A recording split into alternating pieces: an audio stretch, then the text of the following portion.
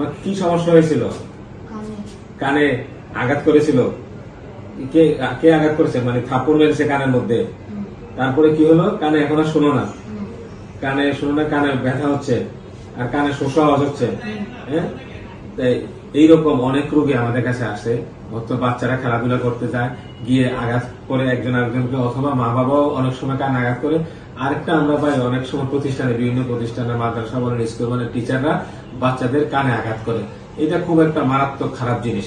কারণ কানে আঘাত করলে, একটা বদ্ধ জায়গায় আঘাত করলে কানের পর্দাতে যে সে আঘাতটা লাগে, এর মধ্যে বেশিরভাগ ক্ষেত্রে পর্দাটা ছিঁড়ে যায়। আর হঠাৎ করে একটা বায়ু চাপের কারণে একটা এক ধরনের ট্রমা তৈরি হয়। এতে হয় কি, এটা স্থায়ীভাবে অনেক সময় ক্ষতি হতে পারে। কখনো কখনো কানের শব্দটা চলে যায়, কানে শুনতে পায় না, কানে শোষা আওয়াজ হয়, এবং এটা ভালো হতে দীর্ঘদিন সময় লাগে। আমি এই ব্যাপারটার কথা বলার উদ্দেশ্য হলো যে আপনারা কখনো বাচ্চাদেরকে, শিক্ষক বলেন, গার্ডিয়ান বলেন, কেউ কখনো কানে আঘাত করবেন না।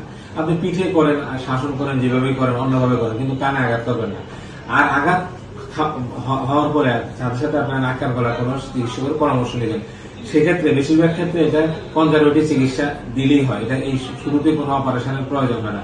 আমরা প্রাথমিক কোনো চিকিৎসা দিয়ে আর কিছু কথা বলে দিই যে আপনি ঠান্ডা খাবেন না, পুকুরে ডুব দিয়ে গোসল করবেন না, বা এমনি গোসল করার সময় যাতে কানে কোনোভাবেই পানি না যায়। ঠান্ডা লাগাবেন না, কানে পানি যাবে না, আর কিছু ওষুধ খেলে এটা বেশিরভাগ ক্ষেত্রে ভালো হয়ে যায়।